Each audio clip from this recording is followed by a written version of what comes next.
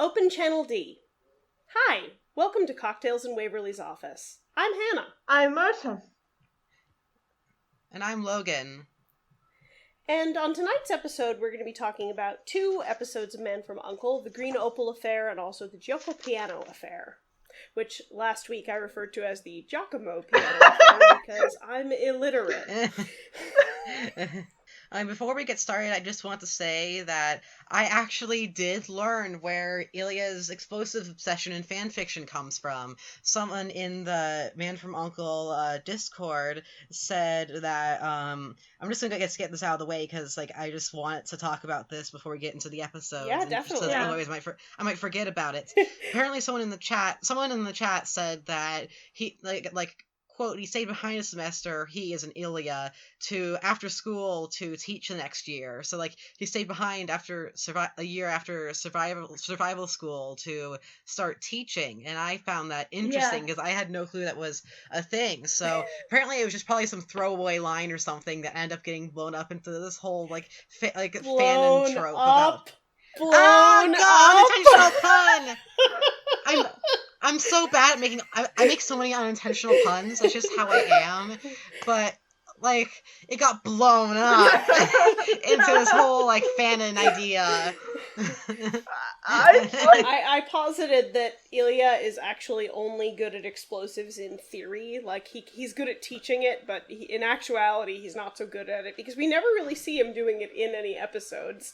So he's one of those people who's, capable of teaching math theory, but, if you ask him to do your taxes or, help you with a tip, he's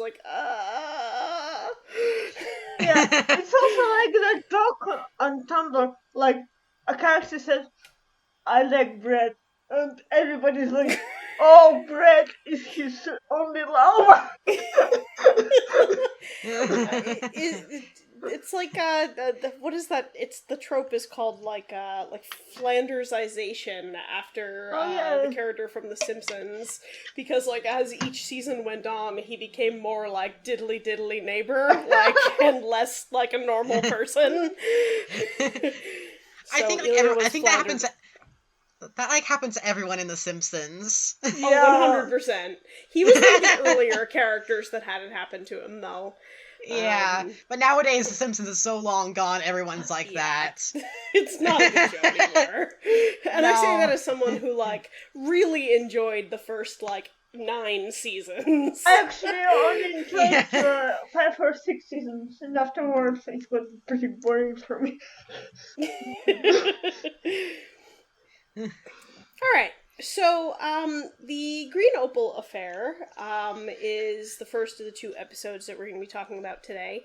So in the Green Opal Affair, we have a situation in which, one of the U.N.C.L.E. agents, who's, one of those characters who shows up and then is never in another episode again, Mr. Tenley, he comes back from a mission, and he has this sort of bizarre catatonia in which he attacks someone and then tampers with the machine, and then goes into a fugue state in which he says some strange words and then passes out, and they look into the strange words that he said, and it's the name of a man who is involved in various legal activities related to Thrush, and so they send Napoleon to go find this man, and there's a whole thing where when he gets to the island where this man is living, he discovers that people are being brainwashed and being used to, they're given high-level government or NASA positions, and then Thrush will be able to control those agencies from the inside.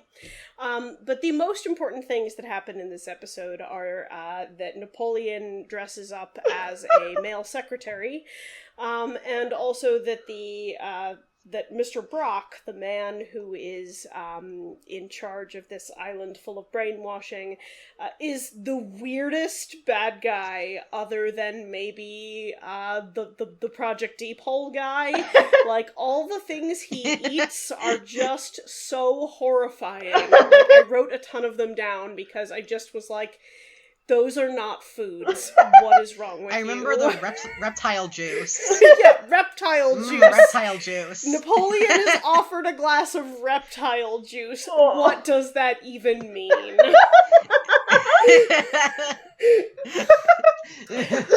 So, before we get to all the delicious things that Mr. Brock eats, what are our thoughts and feelings on this episode?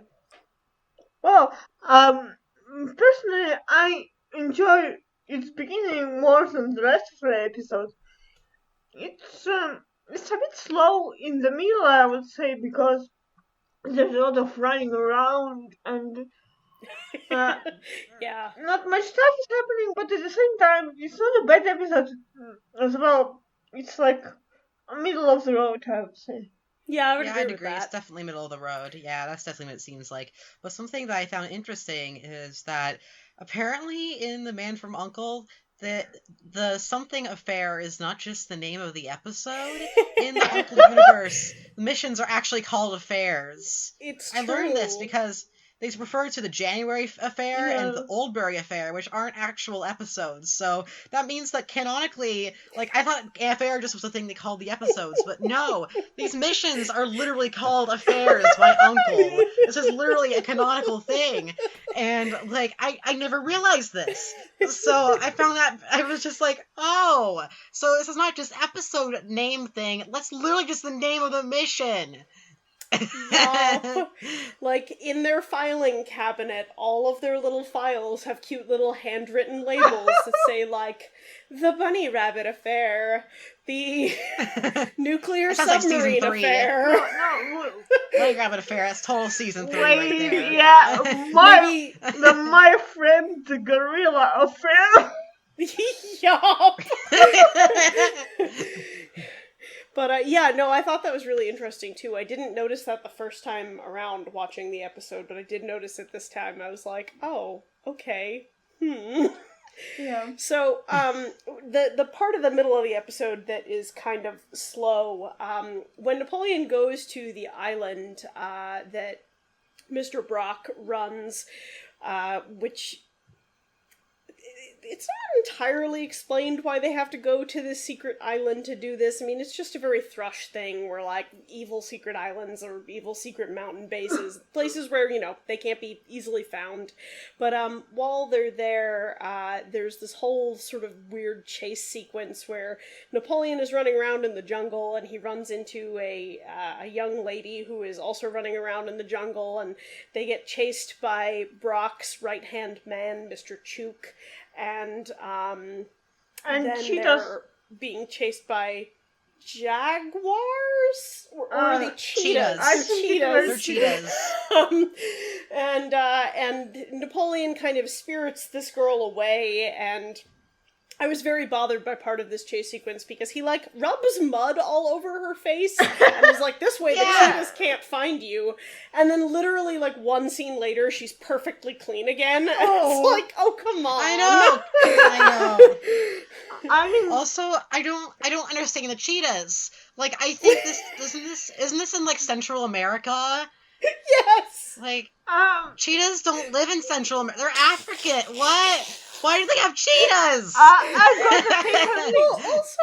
The whole sequence where Napoleon, like, finds this lady is very badly shot, I would say. Or badly written. Yeah. Because he doesn't explain who he is right away. He just grabs her and tells her not to shout, and it just... I know. It's bad. I know, he, like, covers her mouth. He covers her mouth and stuff, and I'm just kind of like, oh, Napoleon, do you really have to do but that? it's just badly written, because in the 60s, people weren't just conscious about this stuff, I would say. Maybe. Because it just happened in the movies all the time. Yeah, I know. Yeah, Just some casual assault for Yeah. fun and profit. Yeah. The sequence was really bizarre, and it ends with a really weird fight between Napoleon and Chook, where Napoleon. So Oh my let me God. first mention Chook is like a large, silent Asian man who is. Yeah. It's a very unfortunate character, and he fights Napoleon. Napoleon takes his shirt off and like just whips Chook with his shirt over he has and a shirt over underneath again. the shirt.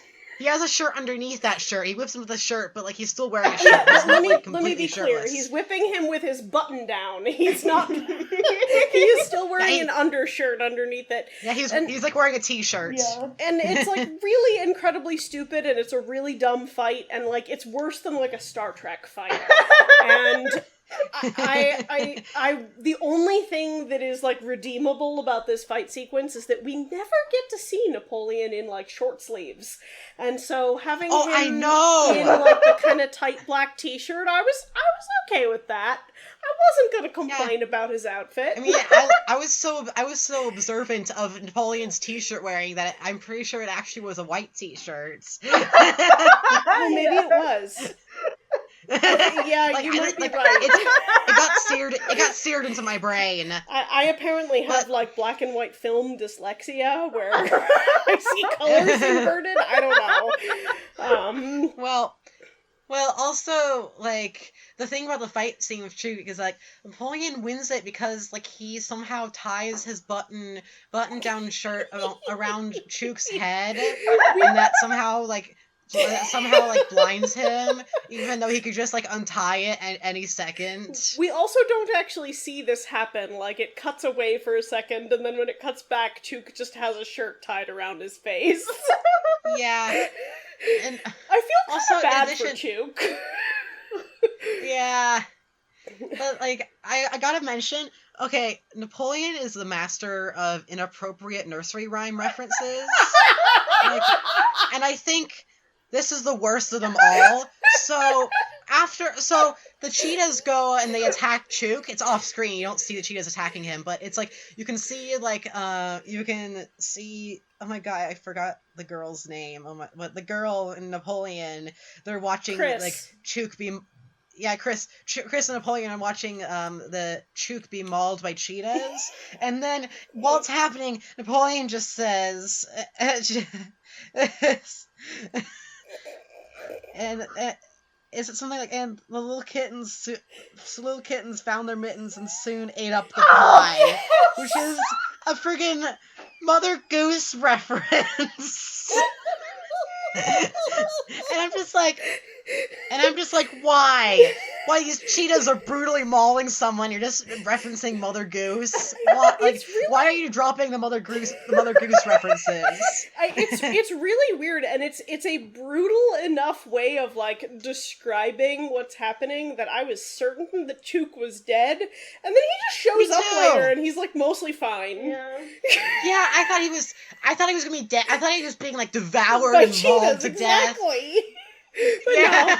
no, later Brock is like, "You made him kill my favorite cheetahs." It's like, what? What is happening on this island? Yeah, and then Chook just has like some slashes on him, and that's it. Like, not even like a broken arm or anything. No, just some scratches. That's it. Sorry, my kid just threw up, so...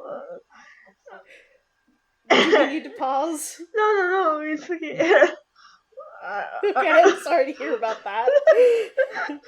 Well, on the topic of vomit, here are some of the delicious things that Brock eats. So, when they first get onto the island, Brock has this lady helper, and I don't know her name. I'm not actually sure if she's ever given a name. Miss Carter. Okay. Mrs. Carter. And she wears like she kind of wears like a weird 80s like bodysuit. And in the she comes in the 60s, yes. She comes in and like the first thing she says to Brock is, "Your cabbage juice and pressed kelp, sir." And I really want to know what pressed kelp is, because I don't think that's how one uses kelp, usually. And then, not long after that, Brock turns to Chook and says, "Chook, I want that shark pulverized!" And at first I thought maybe the shark had, like, done him wrong or something, but no, he wants to eat the shark's entrails, and he tells Chook that he can eat the liver. Oh. And then there's the reptile juice. But also there's another point that's not related to food, but just, like, Brock is completely insane, where, like, Napoleon sneezes and Brock just screams, "Get away from me! You might have germs!" Yeah. And it's like, everyone has germs, Brock. It's a very weird watch now that there's coronavirus. Yup, I was like, yup, it's true. Social distancing before it was cool. Napoleon, where's your mask?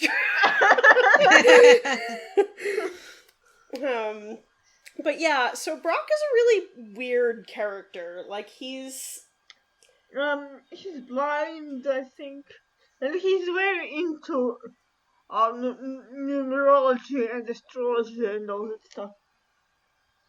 Yeah, he's kind of like, it's weird, like, he's like an evil general, sort of, but also he has a lot of things that, like, in later media would be associated with, like, a washed-up hippie. Like, the fact that he's into weird health food, and, like, he is into astrology and, like, fortune-telling, and, so he cuts a very strange figure in the episode, and also he employs some real weird people, too. He also has some kind of, like, an Orson Welles wipe, I would say. Yeah, I see it. Yeah. He, I don't remember what I was gonna say. But anyway, so he specifically, we should talk about Napoleon's disguise, because it's a good one. Oh yeah, I love his disguise. Nerdy glasses Napoleon, I loved it. So with his umbrella, oh yeah. They discover that Brock apparently refuses to employ anyone but a male secretary, and so he and Ilya plot to have his real secretary detained as a witness to a crime, and then Napoleon will go in undercover as a replacement secretary under the name Mr. Applegate, and he just hams it up. It is delightful. I know. You need to look up images of Napoleon as Mr. Applegate. I mean, if you're listening to this. His hair is parted in the middle. Okay. It's not a good look. I didn't even notice that. He has very nerdy glasses. He also wears, I'm pretty sure, like, a yellow waistcoat, because I think it's yellow. What else would it be? And a bow tie. It's very interesting, because there's also this weird little scene where, like, they're double checking whether Napoleon has done a good enough job of learning his Mr. Applegate-iness, and Ilya, like, pretends to interview him as Brock, and there's some weird subtext in that scene, man. Like, there is some definite, like, oh, role playing, eh? Like, and Ilya gives him a very strange look, mostly because Napoleon really does not look all that attractive as Mr. Applegate. Yeah. Also, when they No, go on. Sorry. Okay. When the camera first enters the scene, when he's disguised as Mr. Applegate, they show a woman buttoning up his vest, and I'm like, it's like a close up too, And I'm just like, why did that need to be a close up? Well, Were they trying to say that something? no, it was a big reveal. Yeah, that's actually really interesting. Maybe, I mean, No, I feel like from a, like, show-making perspective, it could just be a, like, Robert Vaughn at this point in the show is still supposed to be the, like, heroic, sexy one, Yeah. and so they're like, yes, this lady must button him because that is attractive. Yeah. But I, from an internal episode perspective, it's like Napoleon has forgotten how to button his clothes.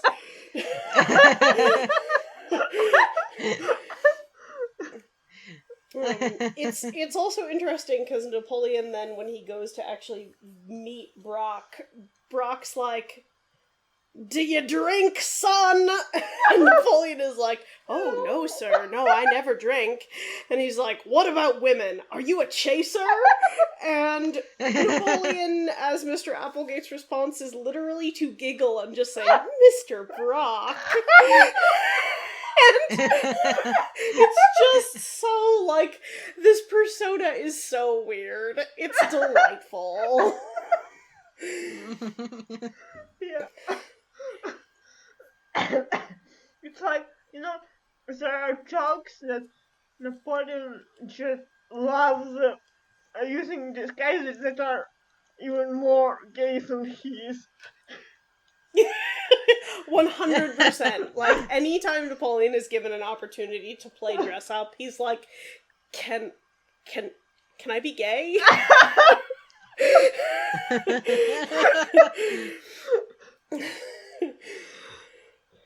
Which, sounds like me in middle school. I know, but also, Robert Vaughn is a very good actor, so he really, he chooses scenery, he 100%. He just does everything he can. I mean, if you time it, I think Edward Applegate is on screen for less than 5 minutes, but it's iconic.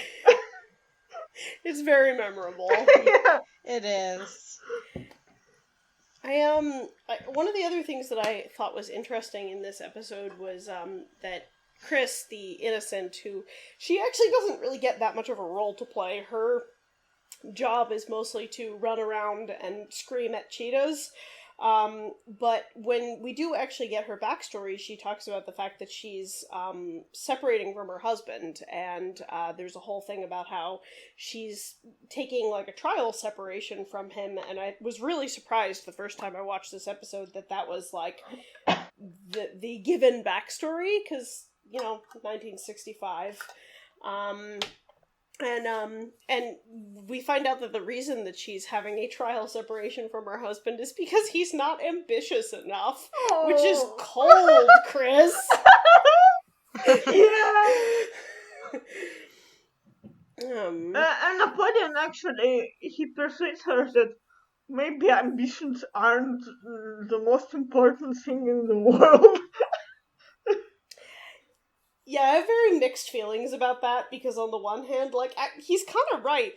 Really, your husband's level of ambition should not be the thing you're most concerned about in terms of the ability for your relationship to work. But on the other hand, come on, Napoleon, let her make her own decisions. No, but I mean, he does, but at the same time, he's like, you gotta, stop and smell the flowers. He tells a really weird story about his grandpa. Yeah. And his grandpa wanting to, catch a fish? Was that it? I can't remember. It was really weird. It was really so weird. I kind of blocked it out. It was really weird, and then at the end of the episode, Ilya is like... Quails! Whales! Wait, so... Hunting quails. He basically tells a story that's yes, my grandfather is Captain Ahab, and... No. Then... Quails! Quails! Oh my god, you're right! Not whales, quails! Oh Oh my god! So instead of wailing, it's quailing. Oh. Also, I'm so easily suggestible. You said it was whales, and I'm like, oh yeah, I remember it's about whales. No, I'm okay. So yeah, he says that like his grandfather's greatest dream was to like hunt down this quail. And then at the end of the episode, there's this bizarre exchange between he and Ilya, where Ilya is like, I thought your grandfathers were, and then he, like, states, like, one was a general and the other was, like, a head of some political organization, and Napoleon's just like, Admiral. Time to be hitting the dusty trail! Yeah. I think one of them was an admiral, but I can't remember. Ambassador, I think. I got close. General and political leader. But anyway, yeah, he's like, maybe it was another Maybe I have a third grandfather. Yeah. Maybe Or one an of my uncle. grandpas was gay. Yeah. Oh my god! Oh my god! Napoleon has two gay grandpas confirmed. Okay, wait, is the gay grandpa the admiral or the ambassador? Oh. It's interesting. I know. I think it's the admiral because the Navy is pretty gay. No. But also, like, even when an ambassador at a European country, it's also funny.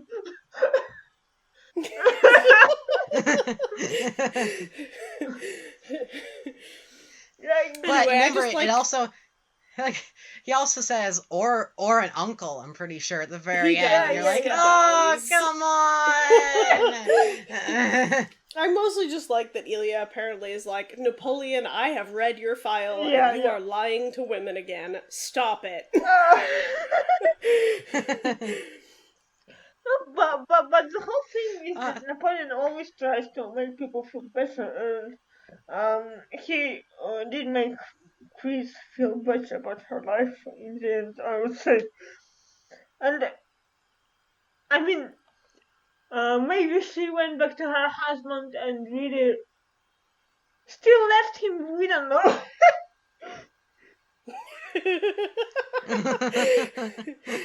Yeah, it's a weird episode. It feels almost more like an I don't know. It doesn't totally feel like a season 1 episode. I feel like Brock is pretty ridiculous, and like the whole sequence in the middle with the cheetahs is pretty ridiculous. It's a little sillier than a lot of the other season 1 episodes. It seems like a season. It seems like an end of season 2 episode. Yeah. It's not like It's not like absurd enough to be a season 3 episode, but still not quite as sane as usual season 1 episodes. Yeah. Also, I gotta say one thing. I watched the movie Bringing Up Baby after I watched this episode, and you know this movie. It has Cary Grant and Katharine Hepburn. And a cheetah. But the thing is that there's actually a character named Major Applegate in this movie. Oh, I don't remember that. So I don't remember anybody's names ever. So that's probably I think maybe the writer of this episode just watched this movie and was like, "Oh, I got the right something like that."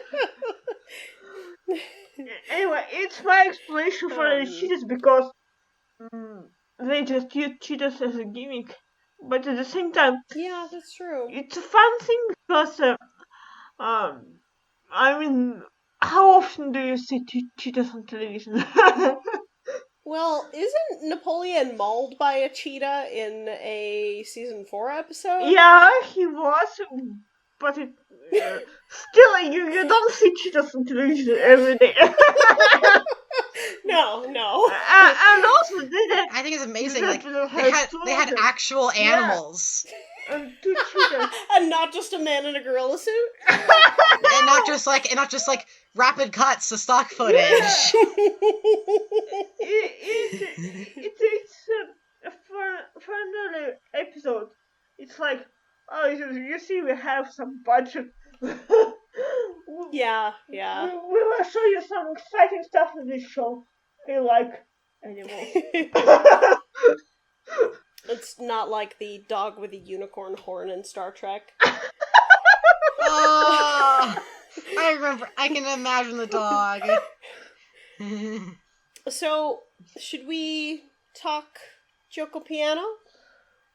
No, there's one more thing I want to bring up. All right. So in the very first episode of this podcast, I said, I wonder if there's any Man from U.N.C.L.E. episodes that mention a real African country. Well, this one does, for like one line. Right.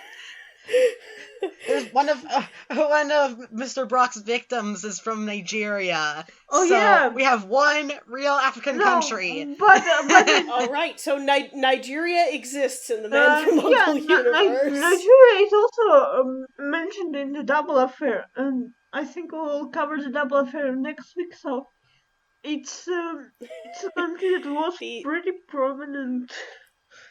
Was Nigeria the most populous country in Africa in the 60s? Because it is the most populous country now. I don't even know. I mean, it would make sense that if they're going to talk about any African country that's real and not, one that's like the Democratic Republic of Natumba. Steve, then they're going to talk about the one with the most people from it. Yeah, and also like or Western Natumba. Yeah. I mean, in the 60s, South Africa was pretty bad, I think, and I mean, you can't you can't just say Egypt because Egypt is basically Europe, so. Egypt is basically your. As a geography teacher, I'm gonna take offense to that. I know it's Africa, but like for foreigners, it's like somewhere like maybe in Middle East. I mean, people don't really know where Egypt is. Oh no, people totally don't know where Egypt is. Yeah, but even though I know Egypt is geographically in Africa, I definitely consider it culturally Middle East. Yeah, and yeah. As an ignorant American. Yeah.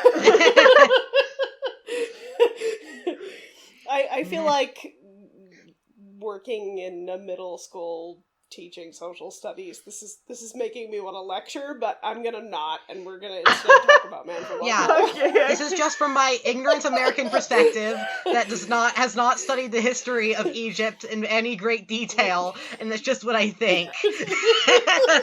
I think we don't get me started on like Egypt's secret trading partner Punt, or like my god, the dynasty that's removed from Egyptian history because the Nubians took over, or you could get me talking all night. I mean, nobody knows what Punt is, right?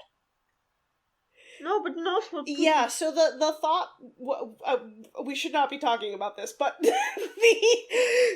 so Egypt mentions, or Egyptian documents mention Punt repeatedly as a place that they get various goods from, but nobody ever talks about where it is in any of these documents, because it's like, well, of course everybody knows where Punt is, but nobody does. And so now we have no idea, like, as historians, where this place was, because nobody ever talked about it in their journals. Yeah, anyway, I think we should talk about Miss Carter a bit, maybe, because she's a pretty interesting character. Again, we have more than one female character in this episode, who has a name and distinct personality. She's like an astrologer, I think, for Mr. Brack, and in the end, she's the one who gets rid of him because he just pissed her Oh, yeah. off a bit Oh yeah, too she much. pushes him into the inlet, and he gets implied to be eaten by sharks. Yeah, because What is this island? Why are there all of these things on this island that don't go together? yeah. No, Yeah, because they literally say it's an inlet, so I'm like, okay. I mean, cheetahs were obviously brought there just some Tiger King stuff, or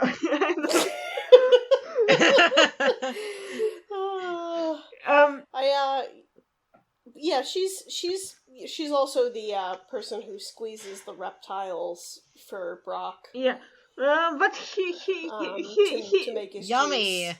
he's like very dismissive of his workers, and he doesn't value them, and she's not having them. That's why she kills him. So I think it's a pretty interesting character as well, because even though this episode wasn't the best in like representation of women, it still had two characters who are pretty different and who had their own motivations. And, I mean, if we look at Chris, yeah, her story about wanting to leave her husband was pretty unusual for 1964, and then we have this Miss Cardo, who is also pretty badass. So it's Yeah. something I wanted to talk about. But Flash has good hiring practices for women. yeah, but also in this episode there were many Asian actors. I mean, they weren't in very good parts, but still they're all playing half-naked natives who blow dart guns at Napoleon. At least I don't know if I'd count that as representation. At least they got paid. At least they got paid. Yeah. Well, we can take our small victories. Whoa! Yeah, one of the notes I wrote down for this episode was just, yikes, everything with the native people is so uncomfortable. And unfortunately that ends up being something that's true in Joko Piano as well. Yeah. They're just like, any time there's any kind of thing with the native peoples of a land, be it a real country or a fake country, it's always just like, please don't. It's funny because they don't really mention natives as many times as they do in the beginning of the first season. Agreed. They lay off on that later, which is for the best. Yeah. It's weird. But maybe it's like, the heritage they got from all the Western shows that were popular before The Man from U.N.C.L.E. I suspect that is actually exactly what it was, considering... That's what I was thinking too. Like, I definitely see a Western influence. Yeah. And that's like thinking same era, like Star Trek got pitched as like Wagon Train to the Stars, and they were like, it's gonna be like a Western in space, and that's how they managed to convince them to let them make it. Oh my God. So I would not be surprised if there was a little bit of like, oh yeah, a spy show is just like a Western, we promise. Also, like, if you look at early parts of Robert Vaughn, he played many parts in westerns, either on TV or in the movies. So it was like a logical progression in a way, I would say. Yeah. I didn't know Robert Vaughn was in westerns, but that makes a lot of sense to me. He was in The Magnificent Seven, actually. Oh, okay. And that's like one of the most famous westerns. So yeah. Anyway, we can move on, I think, to the next episode. Alright. Yeah, I think so too. So, Joko Piano. Does someone want to recap Joko Piano? Yeah. I kind of had a hard time following this episode, so I would rather not. Okay, I can do it again if you want. Okay. Yeah, I think you should, because... So, with the Joko Piano affair, I'm gonna start by saying that the more I tried to think through the plot of this one, the more I realized the plot did not actually make sense. So Maybe that's why I was so confused by it. yeah, so basically, this is one of the actually, it may be the only episode of Man from U.N.C.L.E. in which we have a continuation of a storyline from a previous episode. So, I am forgetting the name of the previous one that has Marion Raven in it. Quadripartite Affair. So in the we have characters from the Quadripartite Affair returning. We have Marion Raven returning. We have Gervais Revel returning. And basically, Napoleon and Waverly at the beginning of the episode are talking over the fact that one of these sort of nameless U.N.C.L.E. agents who always dies at the beginning of these season 1 episodes, they're like the U.N.C.L.E. red shirts, he was sending a transmission back to headquarters that was supposed to be telling them the location of Gervais Revel's newest safe house, and then he got shot from a helicopter and died in an avalanche. And Napoleon basically says to Waverly, like, well, if I go down to the secret resort where Gervais Revel is now hiding after the safe house didn't work out, then they're just going to kill me, so that doesn't make any sense. We need to come up with another plan. And Waverly is like, oh, okay, that makes sense. And Napoleon's plan makes no sense.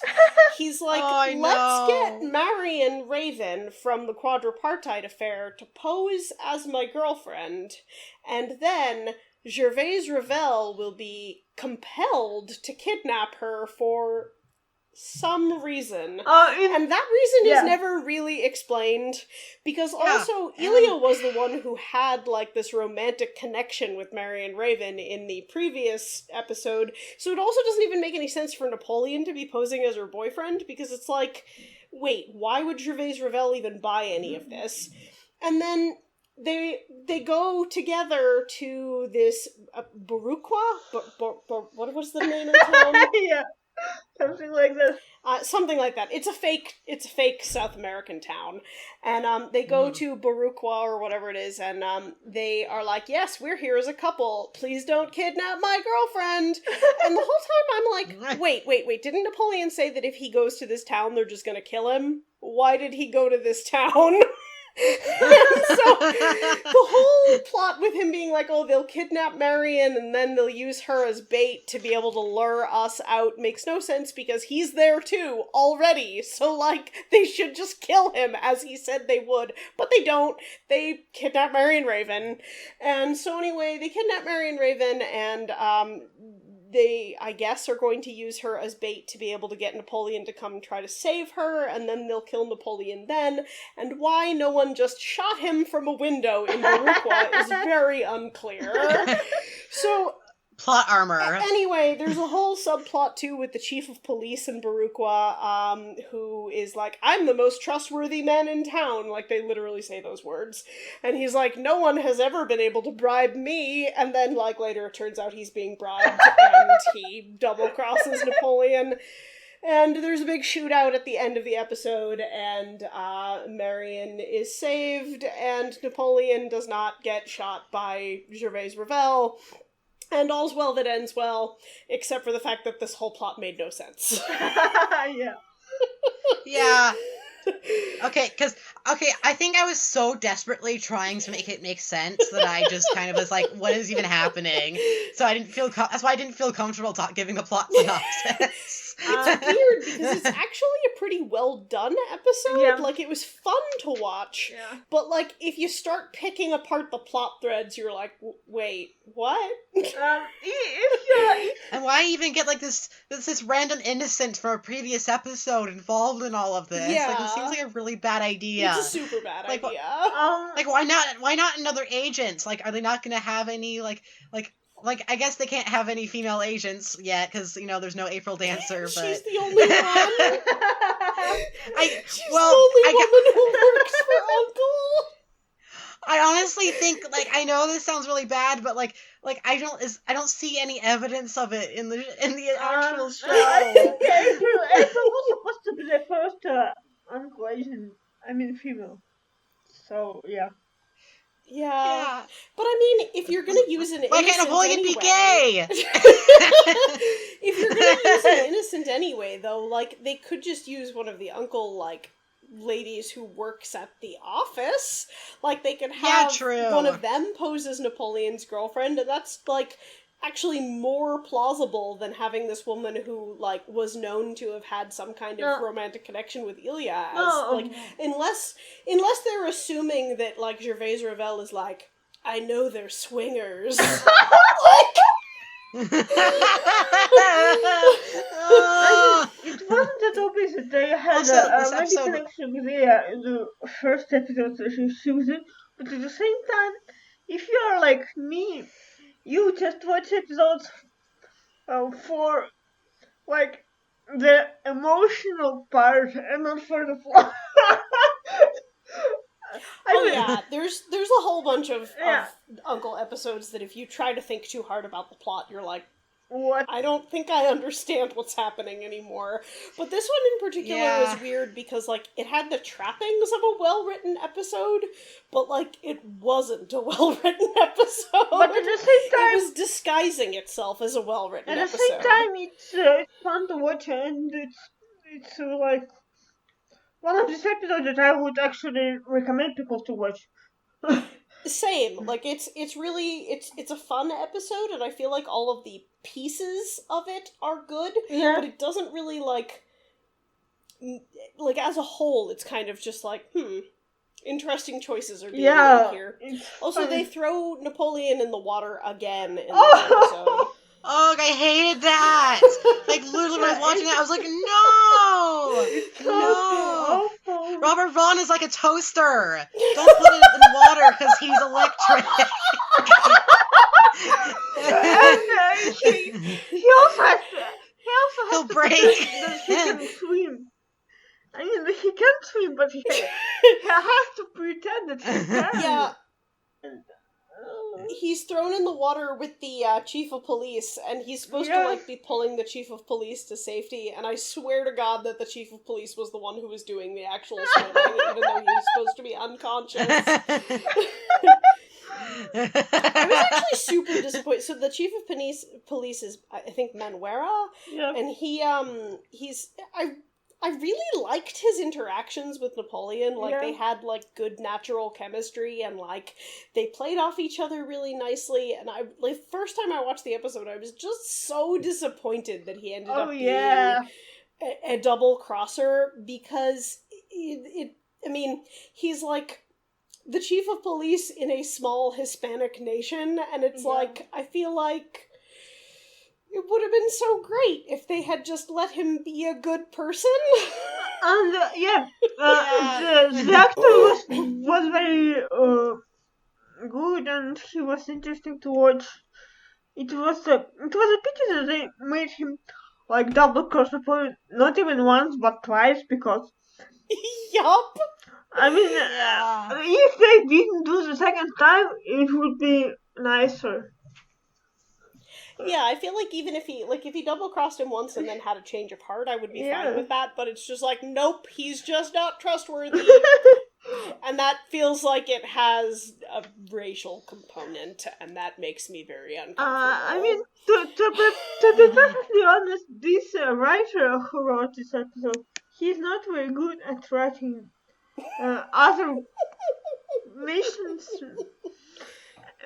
Oh yeah, it's Alan Caillou, also the one who makes Ilya interested in women. Yep. The episodes in which Ilya is not gay are the ones that are written by Alan Caillou, who was the thing that's really interesting to me about the fact that this episode has a total nonsense, like, plot, is that he was an actual spy. Yeah. And it's like, is this the kind of stuff you did, bud? you just, like... This is what your job was like, or are you disguising what your job was like by writing the most outlandish stuff you can? Fun. Yeah. But also, like, it's interesting that Alan Caillou was actually an actor. I mean, at least partially. He actually appeared in 2 episodes of The Man from U.N.C.L.E, but not in this one. And it's funny because this episode actually has cameos of, like, 4 creators of the show, Even It's a really good scene. yeah.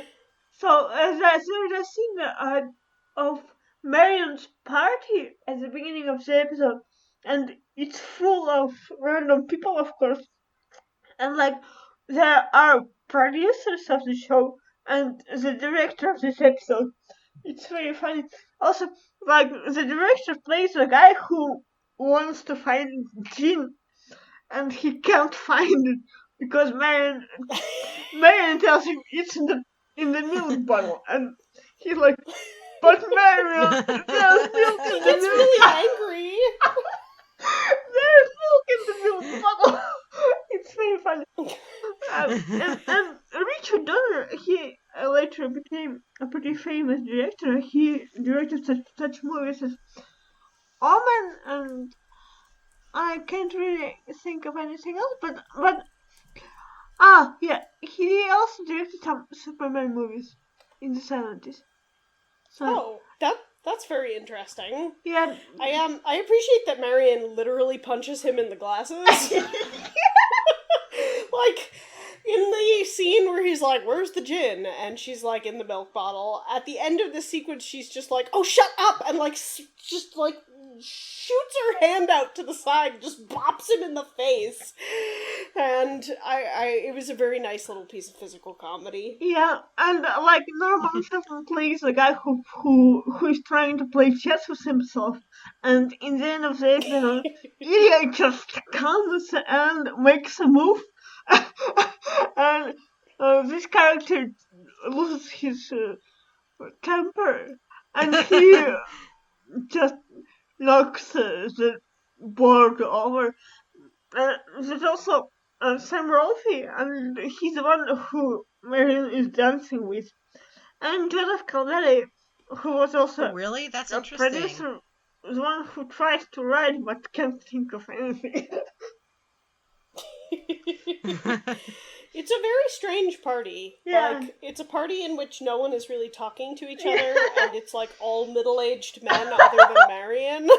Yeah, and also like Yeah. Sam Rolfe is implied to be like rich, and she's trying to pick him up.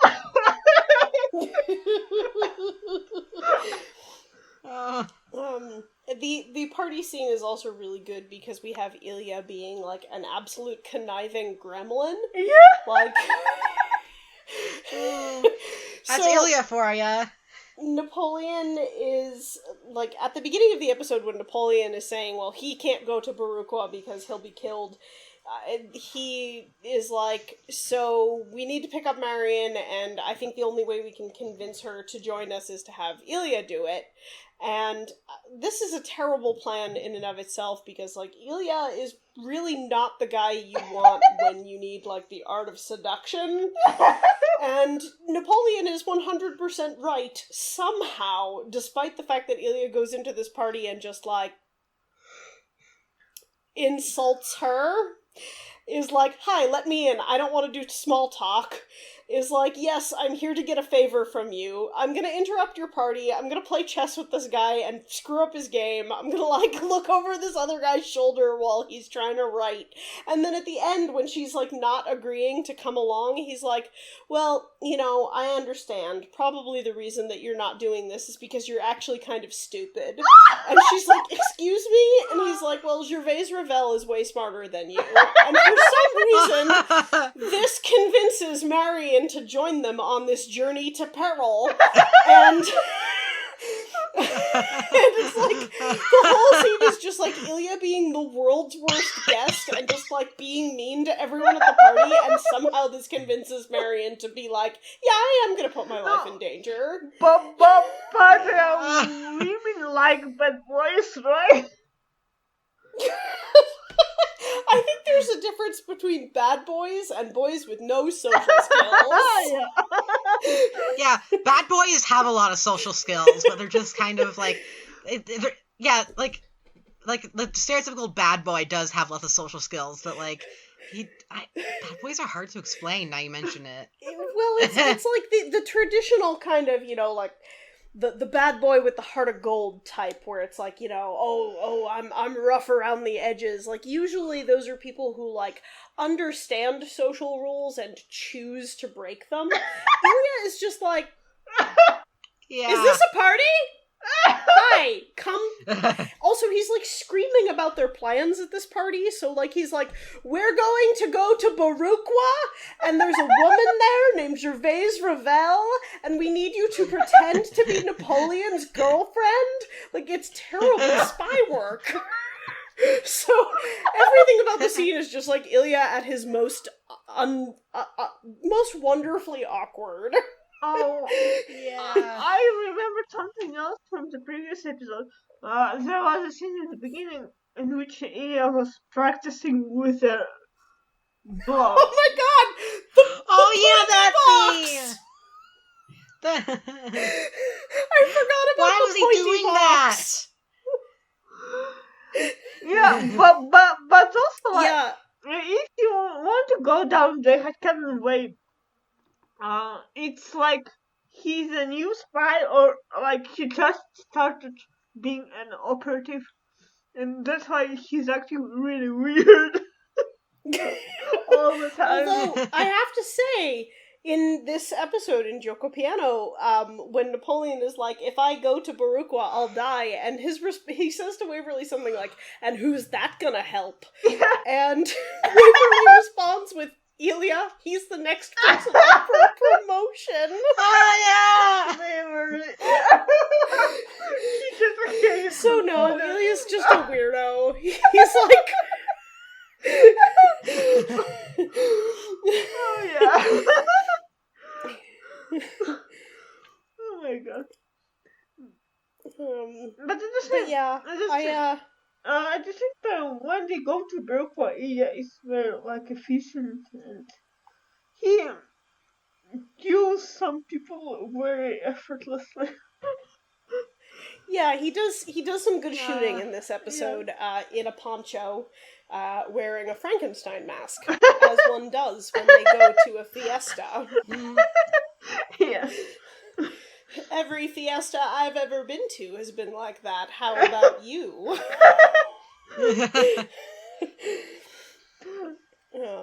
Yeah. Shout out to Gervais's jumpsuit. Yeah. Like, Okay. her jumpsuit, like she had the jumpsuit with the belt and those like big boots. Like, she was pretty cool looking. Yeah. Full disclosure, Gervais Ravel, super hot. Yeah. Yeah, honestly, like, she kind of made me question my sexuality a little bit.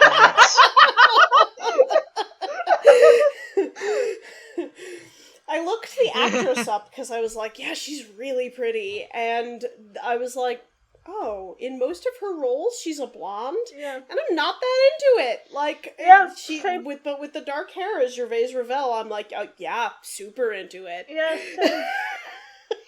Oh yeah, just imagining her with blonde hair sounds really wrong. It looks really wrong. It's weird. And she also played like a really innocent types, I think, in the 50s.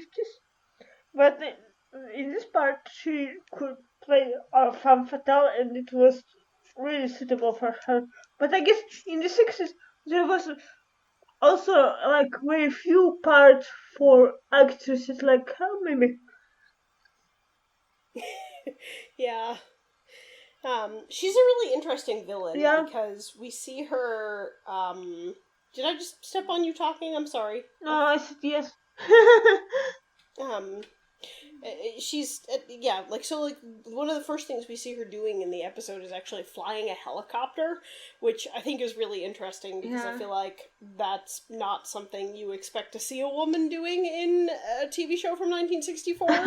And then, we have her, I mean, she's definitely the one who's in control of all of the things that are happening in this episode. Like, she's the mastermind.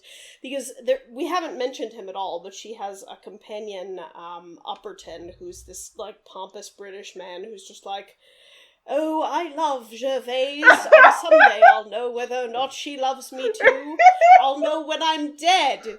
Because if she cries at my funeral, then she loves me. And it's like, buddy, you know that if you're dead, you won't be able to see that. But okay, that's fine. That's a very good impression, by the way. Thank you. Deep inside, I'm a pompous British man. It's really interesting because he's like, I almost feel like he's really only there because there would have been complaints from like the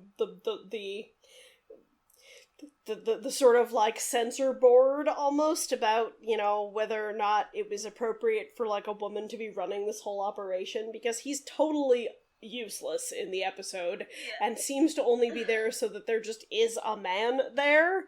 And like, I don't care about his romance with her at all. Like, and they try to make us care about it, but I don't. I'm actually okay with the romance because she actually does cry when he dies.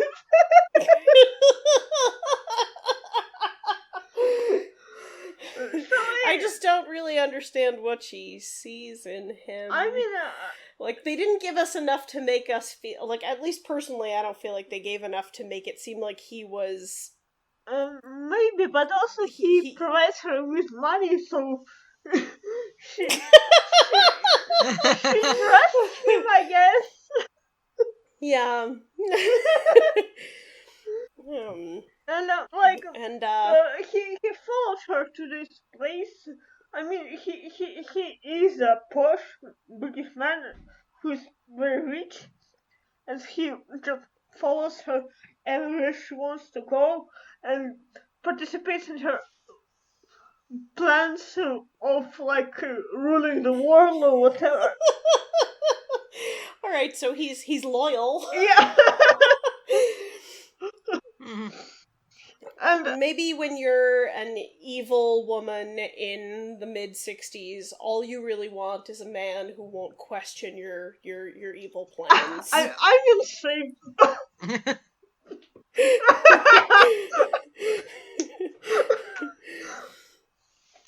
I could really use one. Yeah, no, that's fair.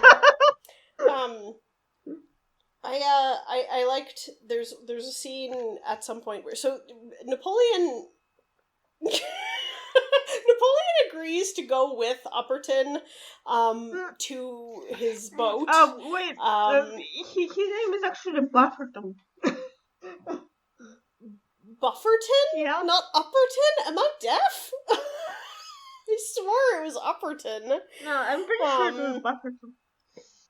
Huh. Yeah, I think it's Bufferton too. Alright. Well, yeah. Anyway, Napoleon goes to... He talks to him after Marion is kidnapped, and he's like, Napoleon, come with me to this boat. And Napoleon's like, this is clearly a trap. And it's a trap. Napoleon is right.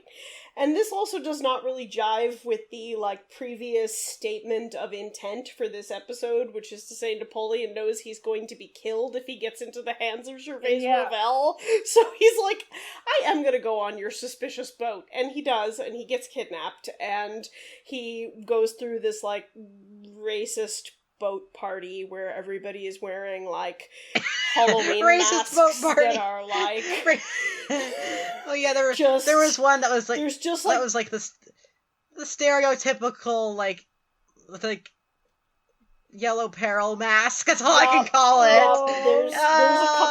There's a couple of masks people are wearing that are just like, well, what are you going to the costume party as? Oh, you know, someone of a different race. Yeah, like a bad, like, racist depiction of someone of a different race too. Like, oh, this is great. Yeah, and so Napoleon he goes through this racist boat party, and Gervais Revel, who is dressed as like an 1800s Southern belle, except with a skull mask, which is super cool, very aesthetic. She threatens him, and then he wakes up later on the floor of the boat, like, surrounded by alcohol bottles, and there's, like, streamers, like, on his face and around him, and he just kind of looks around like, this again. And that's where the first time we hear that Manuera has double crossed him, because he also wakes up to discover that Manuera has been watching him sleep. Oh. Someone has totally written fan fiction of them. Oh, definitely, definitely. I mean, hey, Napoleon's standards for like, hey, should I sleep with this person who wants to kill me or maim me or somehow make my life much harder is pretty much always, you know what? Yes, I should. Yeah. Yeah, that's just how he is. He endangers his missions just because people are hot. That's just happy. Yeah, that's not funny. There's also a very interesting thing in this scene in which Napoleon is talking to Gervais. She uses like a chess metaphor. She says like, your queen is what was it? Captured or something like that. And Napoleon says, yes, but I also have a white knight. Yup. Yeah. And Gervais is like, white knight? Ice Prince. What white knight? And it's Celia, of course. Sometimes the fan fiction just writes itself. Absolutely, yeah. And, like, in the earlier scene, him and Lydia were discussing their plans, and they were like looking at the map.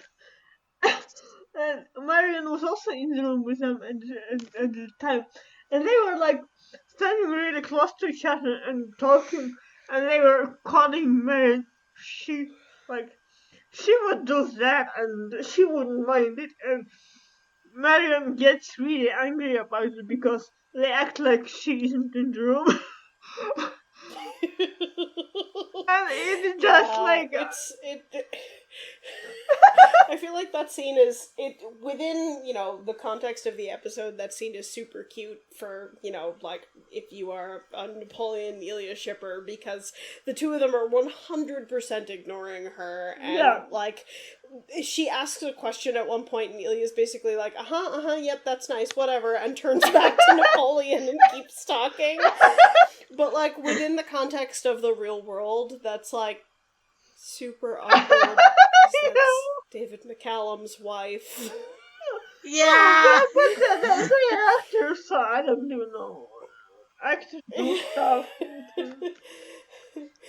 And maybe, I would say, like, it's, sort of a cute, funny inside joke between husband and wife, except that, like, within a year she cheats on him and then they get divorced.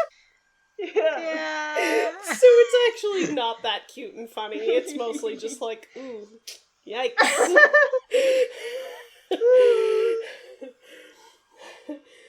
So, I was reading about that, actually. I was looking up something about Jill Ireland today, and apparently the actor that her second husband, the actor she married after David McCallum, Charles Bronson,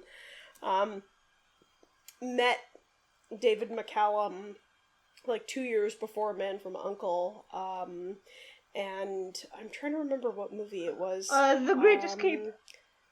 Yeah, The Great Escape. And apparently on the set of The Great Escape, Charles Bronson met Jill Ireland and said to David McCallum, I'm gonna marry your wife someday. Oh my god. And it's like, if it was a joke, then it's like, wow, that's like a what is the term from Buffy the Vampire Slayer? A funny aneurysm joke, where it's like something that is a joke at one point and stops being funny later because it actually happens. And if it isn't a joke, then whoa, Charles Bronson, what is wrong with you? No, I actually have some sympathy for Jill Ireland, because imagine like moving to the USA from your home country and with your husband and 3 children, and like they really couldn't find a lot of work at first in Hollywood, and then David McCallum had this part of Ilya, and he basically started working all day, all night, and it was said that they hardly ever saw each other for a couple of years because he was very busy working. And later, he also had like millions of crazy fangirls. Oh yeah, no, I'm definitely laying I'm laying my judgment here on Charles Bronson, who was like, I will steal your wife. Yeah, but and I mean he used this opportunity, I would say, because she felt abandoned at this point, and he just started cozying up to her. I mean, it's messy, but it's also like a normal story, I would say. It's not something devious or really bad. It's just something that happens sometimes. People, not everybody is meant to stay together. Yeah. So definitely not. So I was thinking about my parents. Sorry. Same, Logan. Same. I love both of them, but they're not meant for each other. I almost didn't have a middle name because my parents could not actually agree on a middle name for me. And if I had been born a boy, I would not have had a name at all because they never decided on a name for me as a boy, even though they didn't know whether I was going to be a boy or a girl. Oh my god. Oh. Yeah. But yeah, so I don't know. It's an interesting episode. I feel like, again, like there's it works really well, but like the moment you start thinking too hard about it, you're like, why are they making these choices? They are terrible spies. Yeah. They really are. What do they even learn in Uncle's survival school? Well, they're very good at surviving. Yeah. Oh yeah, true. It's only surviving. They're not always very good at doing their jobs, but they usually get away at the end more or less unscathed physically. Yeah. That's totally not just because we need to have a show actually last, and it's just because of their amazing spy work.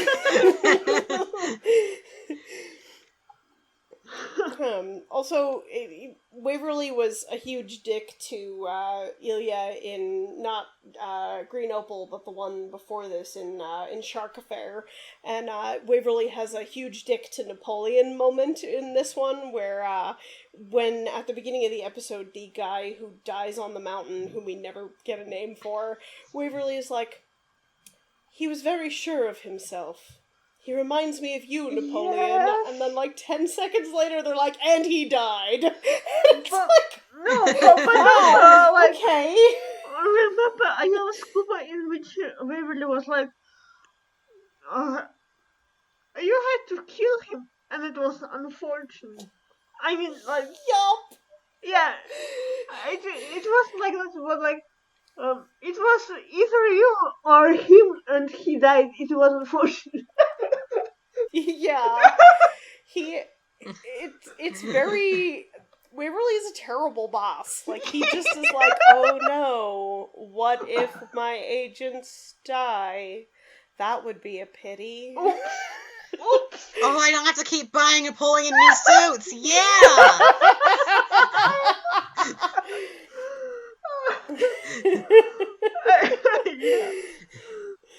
Waverly, it's that meme with candles, except Napoleon's suit. Like, Waverly looks at the Uncle operating budget and is like, spy gear, $1. Intelligence officers, $1. Armani suits, $6,000 million. Someone who's good at math, help me balance the Uncle budget. Was Armani a thing in 1965? I don't know anything about suits. I don't even know. Maybe it was I'm like gonna Google it. I think maybe it's like really old. Like I think it's either really old or really new. yeah, maybe it was like Yeah. Yves Saint Laurent or something like that. I don't know, but anyway, we also like make jokes. July 24th, 1975. That's when Armani started. Right, See, so no. no. Okay, so Napoleon only starts wearing Armani in the 70s. When he's going through a midlife crisis. Oh yes, he saw that. I mean, we also make jokes about Waverly, like that he is the one who would say, "Then perish." Yup. Then perish. Waverly is the manifestation of that meme into a television show. Yeah. And like he has only 2 minutes of screen time per episode, and he still manages to do a lot of damage. Yeah. Also, if Napoleon and Ilya didn't have plot armor, like they would have died so quickly. Yeah. Oh yeah. Ilya would have died when he was. Ilya literally would have died when he was playing with the pointy box. Yeah, he would have gotten stabbed by it. But by the way, he was playing with the pointy box probably because U.N.C.L.E was still ill, and that's why Ilya had to perform his functions in Green Opal as well. Also, in the Green Opal there was a funny scene in which Napoleon called Heather, and she was sculpting something. I missed part of that. Napoleon. Called Is this about like someone? he called Heather at the uncle headquarters, and she was busy. Oh yeah. Sculpting some abstract. Sculpting.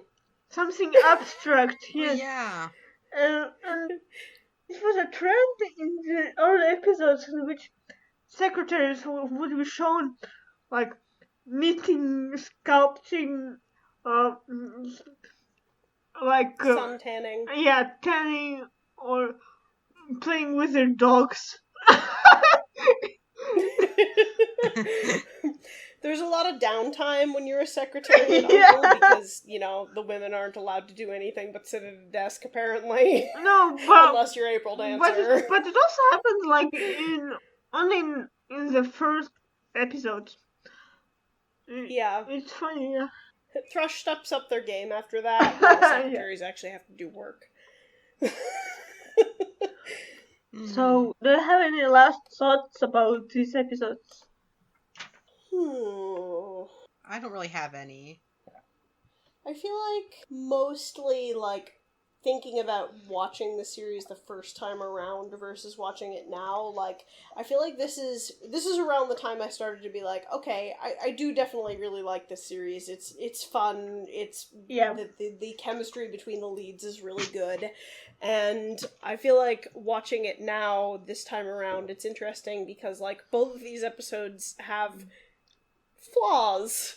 And it's interesting because I think you can see some of the things that end up being either smoothed out later for some of the better episodes, but also some of the things that become kind of recurring issues later on, in terms of sort of weird plot holes and stuff like that.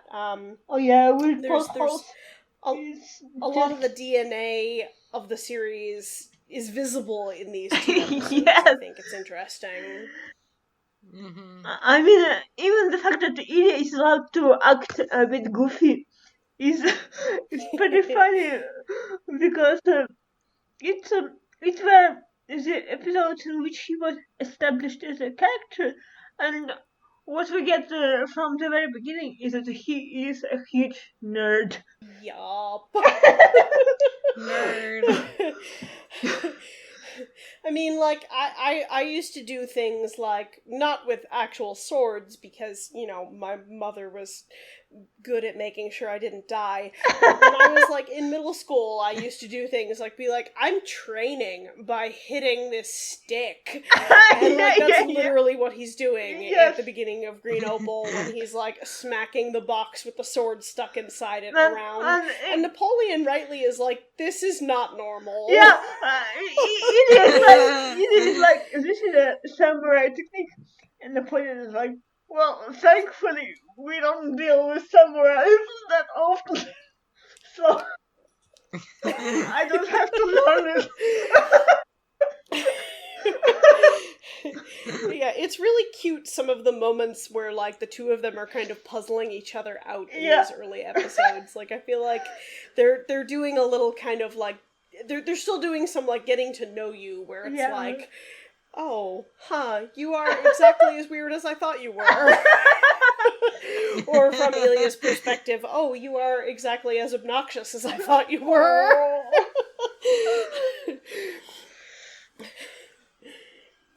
Stop lying to women. Stop sleeping with strangers. Yeah. I mean, the whole jealousy thing, it will only get worse. Oh, yeah.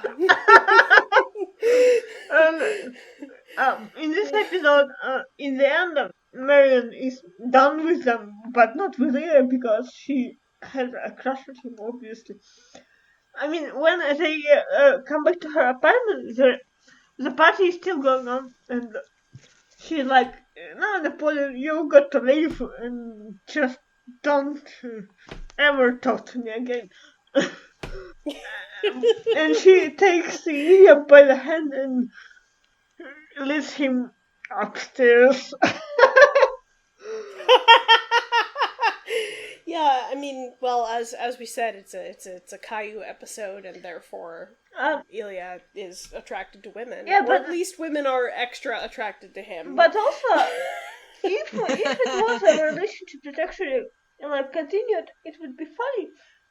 But in the context of it never being continued, it's also funny because we get this like, so Ida had kind of a girlfriend, but then he didn't. Poor Ilya. He's still dealing with compulsory heterosexuality at this point. Yeah. How old is he now? No. Hey, Logan, I know you're young, but don't judge. Some of us figure it out later than others. Yep. Like Ilya would be like in his 80s now, so he's still in denial. I don't think I meant he was still dealing with it in this episode. No, I totally misunderstood what you said. I thought you meant Ilya nowadays. I thought you meant Ilya nowadays as like an 80-something. Ilya and Napoleon are like literally married, like they actually got married. They're in their 80s. And Ilya's like, just letting you know, Napoleon, I'm not gay. Oh yeah, I'll marry you, but no homo. That is not what I meant. No, I meant that in this episode he's still dealing with compulsory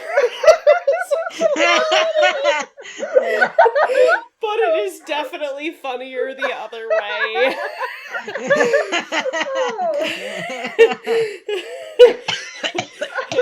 Do you, Ilya Kuryakin, take this man as your lawfully wedded husband? I do. No homo.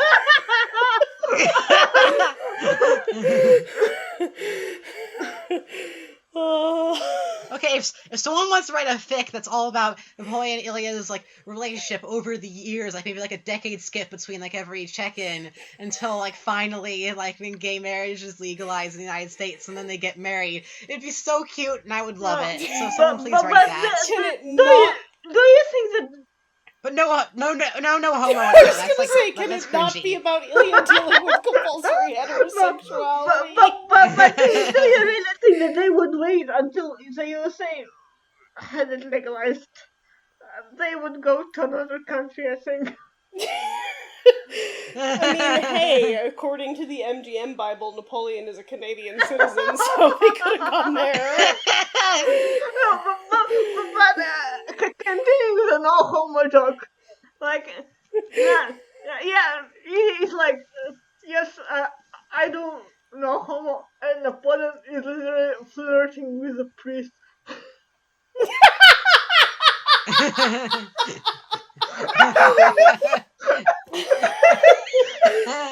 I feel like that there is a really has anyone ever hit on the priest at their own wedding? Like, I really hope that the answer to that is no, but I'm sure someone bet this has done it. I bet it's happened at least once in history. Someone's done it. Please write in And it if was you Napoleon. have ever been at a wedding in which someone has hit on the priest, because I want to hear that story.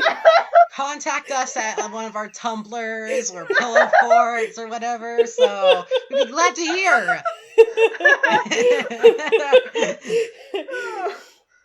Send your letters to Toluca Lake, California. No. I'm sorry, I'm making a very 90s reference here. Yeah, anyway, But, so, if Ilya ever was no homo, which I really doubt, Napoleon would be like, yes, homo, I guess. Yes, homo. I guess. Don't worry, Ilya. You're wearing socks. It's not gay. Yeah. I'm so lost. There's like this weird internet meme where like if you're like socks?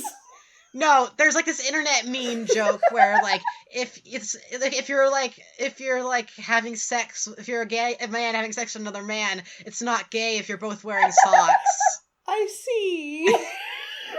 So like since I assume they're wearing socks at their wedding, so I think it's not gay. Also, I feel like I suddenly have a much greater understanding of Miami Vice because the main character never wears socks. Oh my god.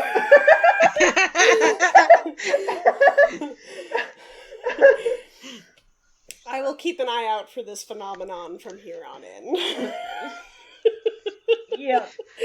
So anyway, when I was watching the show for the first time, this episode only solidified my crack shipping of Ilya and Napoleon because I was like, oh my god, he calls him his white knight. It's so cute. Yeah. And then I said, well, maybe it were like only early episodes and they would stop doing it afterwards because they would understand how suggestive those sound. But nope, we got the milk in the suburbia affair. I personally don't even think that Suburbia is the gayest episode because there were many episodes that were also very gay, but weren't as obvious, I would say, because Yeah, I just said the milk because it's like the most obviously suggestive thing in the whole show, in my opinion. Like it's like right in your face. This is suggestive, and you're like, okay. Yes, it was very suggestive. Oh my god. And like, eventually I was like, I guess I just will ship it for a while until it stops because I was so sure it would stop later. No. It never did. Yeah. So, anything else to add? I'm good. I don't have anything else to add. I think that that's that this has been a good and productive discussion of all of the episodes that begin with G. Oh my god. But also like I don't know if it's all the episodes that begin with G, but 2 episodes that begin with G in a row. No, they all start with T. Ellen,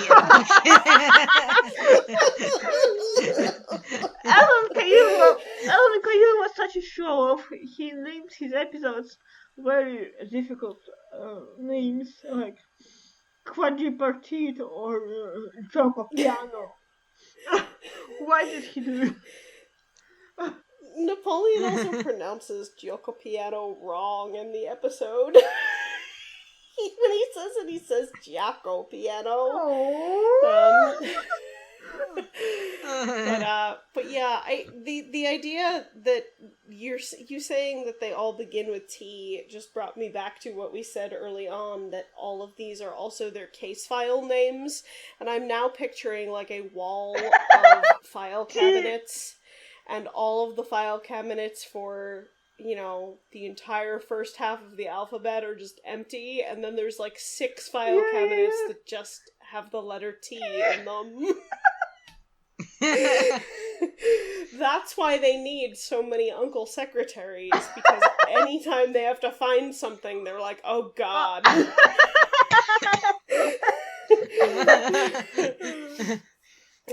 Yeah, I swear, if I ever write like a crack fic making fun of everything in Uncle, which I've very much considered doing, I definitely will include that. Everything is filed under T for the.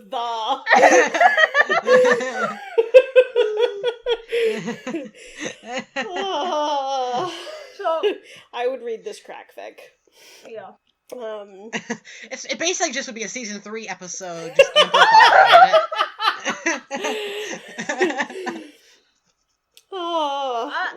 If we feel we have, yes, we have such a good time now because we're watching season 1 and everything makes sense. I mean, most stuff does, and imagine when it gets to season 3, especially the second half of season 3. We will be just so lost. Oh man, we're probably gonna have to do like 3 episodes in a podcast episode because there's so little to go on. Actually, we could also potentially spend the whole time just describing the plot because we will have so much difficulty figuring it out. Yeah, that too. But it will be like also it will be like we will be describing plot for 40 minutes. Then we will be describing all the classy moments for 15 minutes. Okay, go into the detail.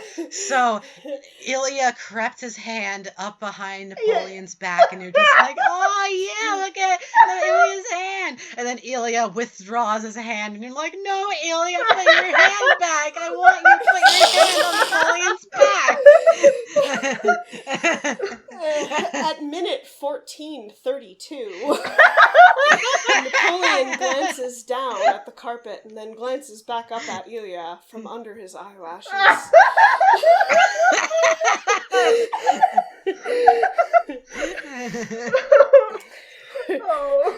We're really giving the audience a lot to look forward to here, aren't we?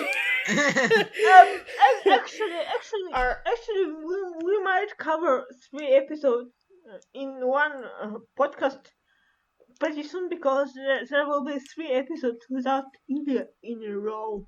Oh yeah. Oh, that's kind of a bummer.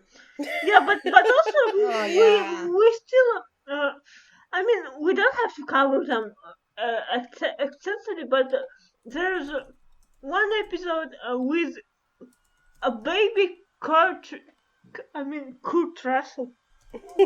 Yeah. A baby what? Kurt Russell. How do you pronounce his name? I don't know.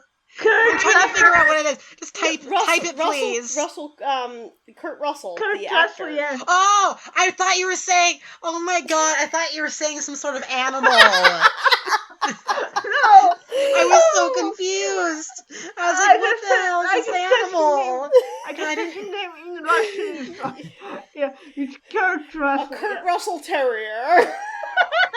Yeah, I was like, Coots Russell? Is this some sort of animal I've never heard of? I didn't even register it was Kurt Russell. So there's a baby Kurt Russell episode, and then there's also the Dove Affair, which is one of my favorites. It's an episode. Yeah, the Dove Affair is fantastic. Yeah. And the third one is the Neptune affair, and it's most notable for horribly dubbed word, but we will get to it later. So, Yeah. next week we will be Next covering week, 2 episodes, I think, because the first one is the double affair, and it's one of the most controversial episodes in the show, and you will see why. And the next one is the Project Strigas affair, and it's the one in which there are, oh my god, it's the one with Kirk and Spock. yeah, I forgot William Shatner's name, and I almost said Kirk. William Shatner and Leonard Nimoy appear in the Project Strigas affair. Alas and alack, they are not yet husbands at this point. And there's also William Klemper, who is also a very good actor. Yep. He was in Hogan's Heroes. All right. So Yeah. next week, the Double Affair and Project Strigas affair, and everybody go reorganize all your file cabinets so everything is filed under the letter T. Have a good evening. And have some tea. Yeah, tea's very nice. I think some tea sounds good. Bye. Bye, everyone. Bye.